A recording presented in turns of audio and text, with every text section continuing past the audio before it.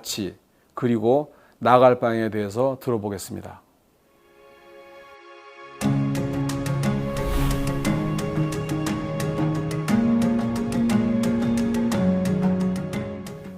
안녕하세요. KT 엔터프라이즈를 맡고 있는 신수정이라고 합니다.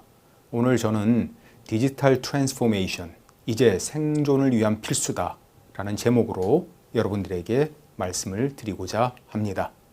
먼저 KT 엔터프라이즈에 대해서 간략하게 말씀을 드리도록 하겠습니다. 제가 맡고 있는 KT 엔터프라이즈는요, K2의 B2B 사업을 총괄하는 조직입니다. 작년도 매출이 4조 정도 매출을 가지고 있고요. 저희의 수주의 60% 이상이 IT와 디지털 트랜스포메이션의 영역입니다. 저희 엔터프라이즈의 미션은 기업 디지털 트랜스포메이션의 이너이블러이자 파트너로서 역할을 하겠다라는 것입니다. 오늘 저는 4가지로 말씀을 드리고자 합니다. 첫 번째, 왜 디지털 트랜스포메이션이 중요할까? 두 번째는 디지털 트랜스포메이션이 어떤 형태로 추진되는가? 그리고 KT의 디지털 트랜스포메이션의 경험을 말씀드리도록 하겠습니다. 그리고 마지막으로는 여러분들에게 기업이 성공적으로 디지털 트랜스포메이션을 하기 위해서 어떤 것이 필요할까 하는 제언을 말씀드리도록 하겠습니다. 디지털 트랜스포메이션이라는 것이 무엇일까요? 많은 분들이요, 디지털 트랜스포메이션을 디지털 기술에 초점을 맞춥니다. AI나 빅데이터나 클라우드 같은 기술에 초점을 맞추죠. 그렇지만 DX라는 것은 기술 자체가 초점이 아닙니다. 기술을 통해서 기업의 전략이나 조직이나 프로세스를 변화시키는 것, 기업의 비즈니스 모델이나 일하는 방식을 재정의하는 것, 그래서 궁극적으로 고객에게 새로운 가치를 창출하는 것이 바로 디지털 트랜스포메이션입니다. 그러므로 AI나 빅데이터나 클라우드 같은 디지털 기술은 하나의 수단입니다. 초점은 새로운 가치 창출이다 라는 것을 기억해 주시기 바랍니다. 왜 디지털 트랜스포메이션이 산업계의 화두가 되고 있을까요? 저는 오늘 생존과 성장이라는 2가지 키워드로 말씀을 드리고 싶습니다. 첫 번째, 생존이라는 것은요, 이제 경쟁자가 더 이상 같은 산업군에 있지 않다는 것입니다. 예를 들면요, 자동차 회사를 한번 생각해 보세요. 지금 자동차 회사의 경쟁자는요, 다른 자동차 회사들이 아니에요. 이제 우버라든지 테슬라 같은 디지털 회사가 경쟁자가 되는 상황이 되었습니다. 이제 생존의 문제가 된 거죠. 그러면 우리는 디지털 그런 기업들이 경쟁자가 아니다 라고 하면은 안심할 수 있을까요? 그렇지 않습니다. 기존의 사업이 정체 상태가 있죠. 새로운 성장을 위해서는 기존의 사업들을 디지털화하는 것이 필요합니다. 그러므로 디지털 경쟁자 속에서 디지털화하는 것은 생존의 문제고요. 디지털 경쟁자가 없다 하더라도 기존 사업을 변화시키는 것은 성장의 문제입니다. 그러므로 디지털 전환이라는 것은 생존과 성장의 문제이다 라고 저는 말씀드리고 싶습니다. 그러면 디지털 트랜스포메이션은 어떤 유형이 있을까요? 저는 3가지 유형이 있다고 생각을 하고 있습니다. 첫 번째 유형은요, 기존의 비즈니스 모델이나 가치 사슬의 일부를 디지털화하는 것입니다. 예를 들면은요, 구매, 조달 이런 부분들을 디지털화하는 것이나 또는 세일즈 유통 채널 이런 부분들을 디지털화하는 것이 되겠죠. 두 번째는요, 기존의 비즈니스 모델에 광범위하게 개입하는 것입니다. 이 말은 무슨 말이냐면은 오프라인 비즈니스를 했는데 이제 온라인 채널을 만든다든지 온라인 디지털 비즈니스를 만든다든지 해서 이 2가지를 접목을 시킨다든지 하는 것이 2번째 유형이 되겠습니다. 마지막 유형은요, 기존의 아예 사업을 접어버리고 완전히 새로운 디지털 비즈니스 모델로 전환하는 것입니다. 악셀 스프링어라는 글로벌 출판사가 있었는데요. 그 회사는 아예 출판업을 접어버렸어요. 그리고 출판업에서 쌓은 데이터를 가지고 부동산 정보업, 또 잡에 대한 정보업 하는 것으로 디지털업으로 완전히 전환을 했습니다.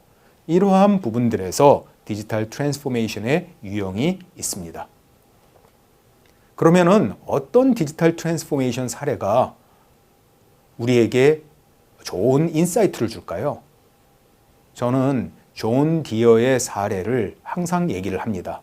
이 사례는 디지털 전환에 있어서 굉장히 우리에게 좋은 인사이트를 줍니다. 존 디어는요, 뭐 하는 회사냐면요, 농기계 제조업체입니다. 농기계가요, 열심히 팔았는데, 매출이 정체 상태에 이르렀고요, 주가도 점점 떨어지는 상황이 되었습니다. 그래서 이제 존 디어가 생각을 했어요.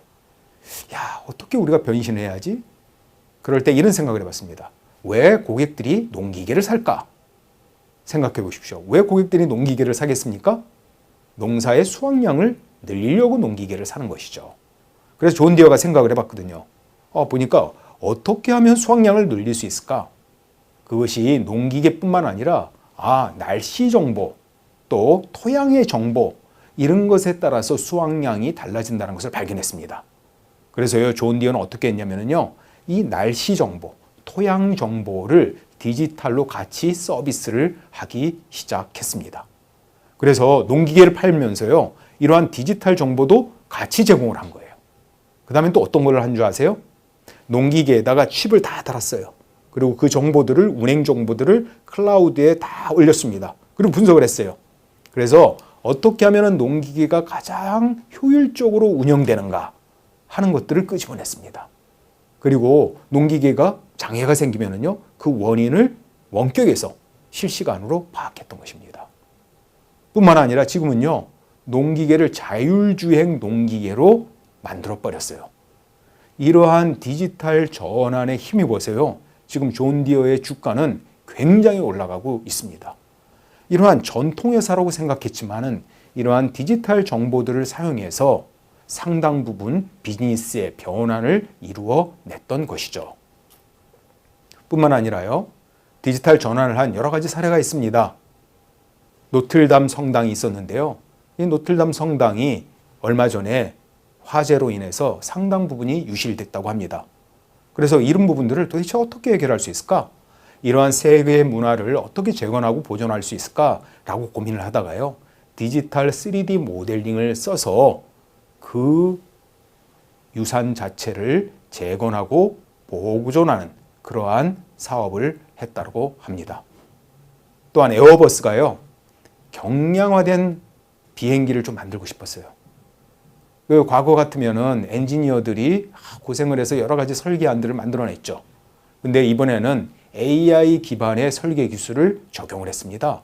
그래서 AI가요, 수천 건의 다양한 설계 옵션들을 제공을 했어요.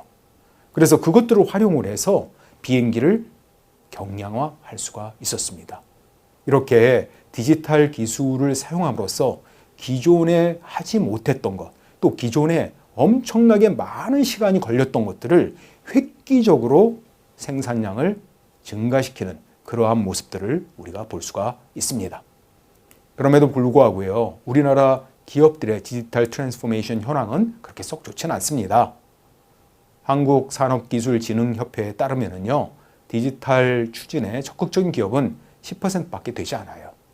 그리고 아직은 생산성 향상이라는 1차원적 도입에 초점을 맞추고 있습니다. 그럼에도 불구하고 지금 많은 기업들이요, 빠르게 디지털 트랜스포메이션 도입을 원하고 있습니다. 그래서 우리나라 기업들이 현재는 마음은 있지만 실제로 추진은 잘 되지 않고 있다. 그렇지만은 이 부분은 생존과 성장을 위해서 필수적이라는 것을 다들 알고 있다라고 하는 상황이라고 저는 판단이 됩니다. 제가 오늘 KT의 디지털 트랜스포메이션 경험을 좀 말씀드리도록 하겠습니다. 이런 말씀을 드리는 거는요, 저희 회사를 선전하고자 함이 아니라 어떤 부분들의 디지털 트랜스포메이션을 하는구나 하는 데 있어서 여러분들이 뭔가 도움을 받아 가시기를 원하는 것입니다. 첫 번째, 제가 KT에서 CIO를 5년간 맡았습니다. 그러면서 인프라를 많은 부분 디지털화 전환을 시켰어요. 그래서 19년부터 제가 클라우드 머스트 정책을 썼습니다. 그래서 새로운 서비스들은 다 클라우드로 전환하기 시작했습니다. 그리고요, 소프트웨어 인력들을 굉장히 양성을 했습니다. 그래서 지금은 소프트웨어 인력이요, 400명가량의 소프트웨어 인력이 있습니다. 그리고 상당한 부분들을 우리가 소프트웨어들을 API화, 모듈화해서 애자일로 디지털 서비스를 만들 수 있는 체계를 만들었습니다. 또한 우리가 콜센터를 디지털 트랜스포메이션 시키는 작업들을 했습니다. KT가요, 우리나라에서 제일 큰 콜센터를 갖고 있어요. 거의 2만 명의 콜센터 직원들이 있습니다. 그런데 예전에는 어떻게 했냐면요, 어떤 고객이 전화를 하시면은 그 고객을 인증하기 위해서 시간이 많이 걸렸어요. 아, 주소가 어디시죠? 뭐 이런 거 확인하려고 시간이 많이 걸렸어요. 그런데 지금은요, 동의하시는 고객들에 대해서는 어떻게 하냐면 목소리로 AI가 인증을 합니다. 그래서 목소리만 딱 들으면은요, 아, 홍길동 고객님이시네요. 이렇게 인증을 합니다. 그리고 고객님들이 말씀하시는 모든 상황들을요, AI가 텍스트로다가 다 전환을 해. 그래서 음성과 텍스트 두 가지를 다 상담원이 보게 되니까 훨씬 효율이 올라가게 되는 것입니다. 그리고 AI가 자동으로 상담 내역을 서머리를 해줘요. 그리고 저희의 업무 중에서 10% 이상을 아예 AI 상담원이 받는 체계로 변환을 시키고 있습니다. 저희가 이러한 AI 콜센터를 통해서 획기적인 생산성을 이루어냈어요. 그리고 고객 만족도 증가시켰죠. 그리고 이러한 경험을 활용을 해서 지금 많은 기업에 저희가 AI CC를 구축하고 있습니다. 보험사, 생명사, 렌탈, 은행, 심지어 엘리베이터 회사까지 이러한 수요가 있어요. 이러한 부분들을 저희가 지원을 해주고 있습니다. 또 저희가 고객과 같이 디지털 트랜스포메이션을 한 몇 가지 사례를 말씀드리도록 하겠습니다. 제주도 같은 경우에는요, 저희가 어떻게 했냐면은 긴급 차량일 경우에 그 차량의 위치 정보를 중앙관제센터에 보내서 중앙관제센터에서요, 제주도에 있는 모든 신호등을 중앙에서 제어할 수 있습니다. 그래서 빨간 신호등을요, 파란 신호등으로 바꾸는 거예요. 환자가 있는 긴급 차량 같은 경우는 중앙에 가서 중앙에서 컨트롤해서 신호가 바뀌어서 가장 빨리 도착할 수 있는 그러한 시스템을 만들었습니다. 이걸 하기 위해서는 뭐가 필요했을까요? 통신이 필요했죠. 그 다음에 IoT가 필요하죠. 데이터를 전송해야 됐죠. 데이터를 분석해야 되니까 빅데이터도 필요하죠. 관제도 필요하죠. 이러한 다양한 디지털 기술을 활용해서 이러한 사업들을 만들어 내었습니다. 교통의 디지털 트랜스포메이션을 저희가 이루어낸 것이죠. 뿐만 아니라 최근에는 중대재해 예방에 대한 수요가 증가하고 있습니다. 이제 많은 근로자들이 산업 현장에서 어려움을 겪으면은 참 어려움이 많죠. 그리고 중대재해처벌법이 나오면서 이런 부분들을 경영자들이 책임을 지게 되겠습니다. 그래서 저희가 세이프티를 디지털 트랜스포메이션 시키자라는 기치하에 많은 솔루션들을 만들어냈습니다. 그래서 예를 들면 근로자들이 일을 하다가 어려움이 생긴 것들을 디텍트하기 위한 웨어러블이라든지 또 CCTV라든지 또 중장비들이 있죠. 이런 것들이 어디에 있는가 하는 위치들을 접근을 할 때 경보하는 시스템이라든지 작업자들이 정말 어디에서 어떤 것들을 행동하는지를 모두 디지털로 안전하게 볼 수 있는 안전 상황판이라든지 이러한 부분들의 시스템을 통해서 세이프티 분야에서 디지털 트랜스포메이션을 이루어 냈습니다. 그리고 한 사관학교랑요, 저희가 아예 캠퍼스 자체를 디지털로 바꾸는 그러한 프로젝트를 하고 있습니다. 그래서 홀로그램에 강의를 한다든지요. 또는 선박 같은 거 있잖아요. 거기에 들어가서 그 선박들을 보려면은 굉장히 어렵습니다. 굉장히 통로가 좁거든요. 그거를 디지털 트윈으로 만들어서 AR, VR로 강의를 할 수 있는 체계를 만듭니다. 그리고 예전에는 뭐 비가 오거나 기후가 안 좋으면은 나가서 뭔가 훈련을 할 수 없었거든요. 그거를 내부에서 게임식으로 훈련할 수 있는 체계, 이런 것들을 만들고 있는데요. 이러한 스마트 캠퍼스를 만들기 위해서는 데이터들이 실시간으로 전송이 돼야 됩니다. 그래서 그 기반은 5G 네트워크로 만들어내고 있습니다. 이러한 방식으로 캠퍼스도 디지털로 전환을 시키고 있습니다.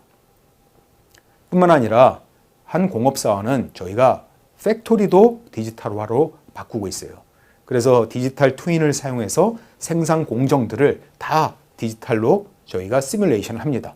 그래서 어떻게 하면 생산 공정이 가장 최적화되는지 그 부분들을 파악을 하고 어디에 로봇을 설치해서 어떻게 구동을 하면은 최적의 생산성을 낼지 하는 이러한 부분도 저희가 프로젝트를 수행을 해서 획기적인 생산성을 증가시키고 있습니다.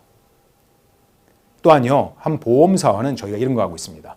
보험사가 예를 들면은 다양한 서류들과 정보들을 제공합니다. 뭐 계약 만기 고지라든지 환급금이라든지 보험금이라든지 이런 것을 연 1,400만 건, 100억 이상의 비용이 들고 있거든요. 근데 고객들이 잘 안 봐요.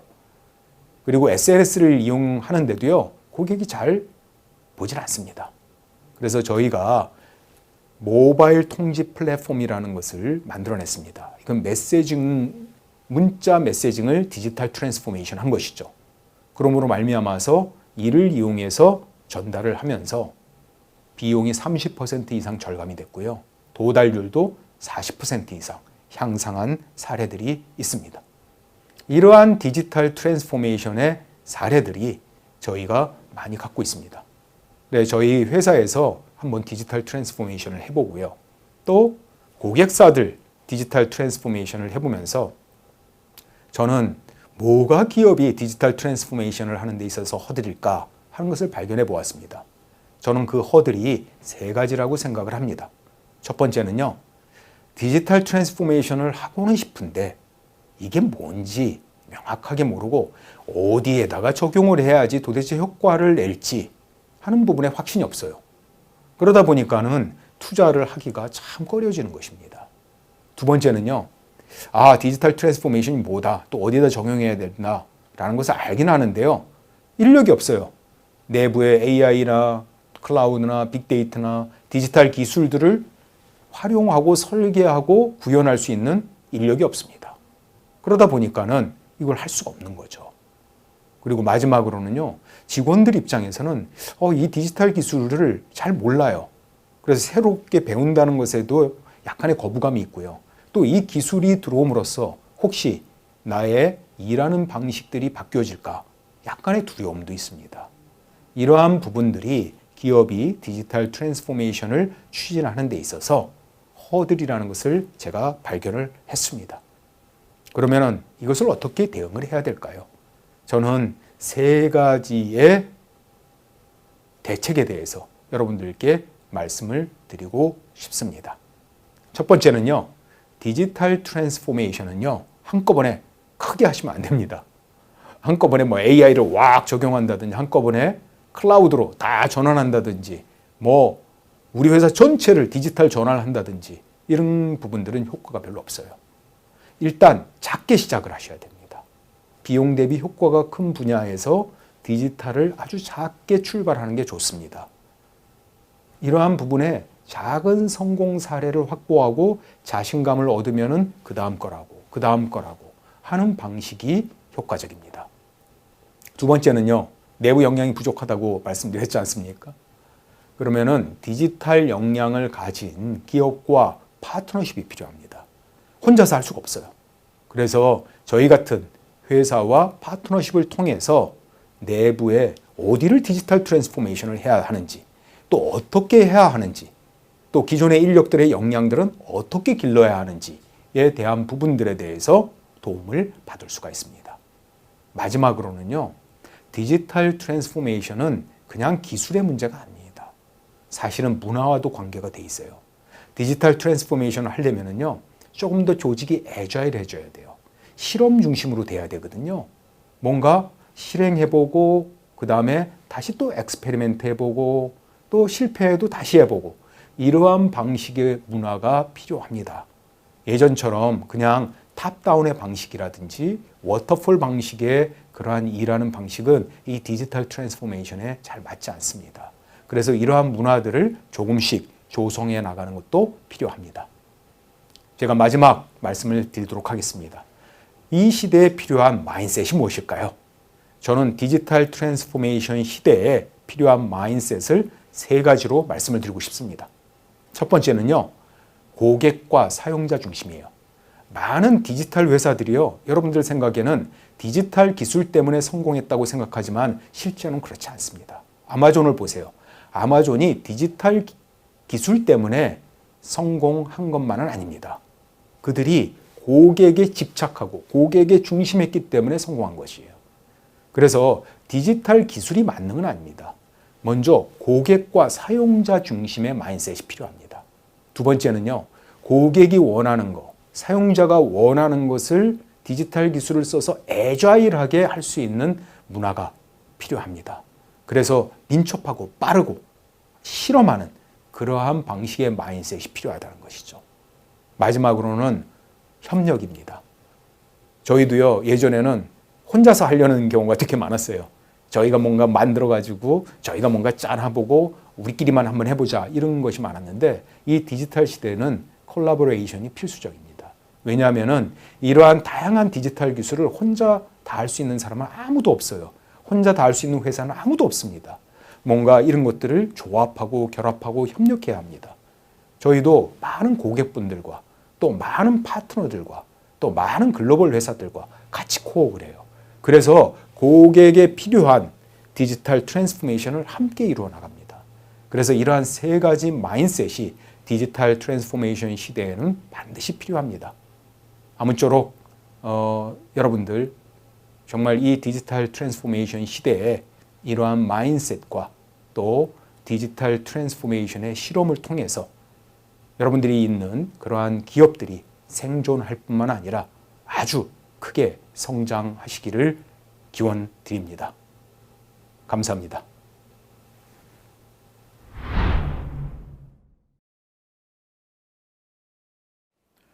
신수적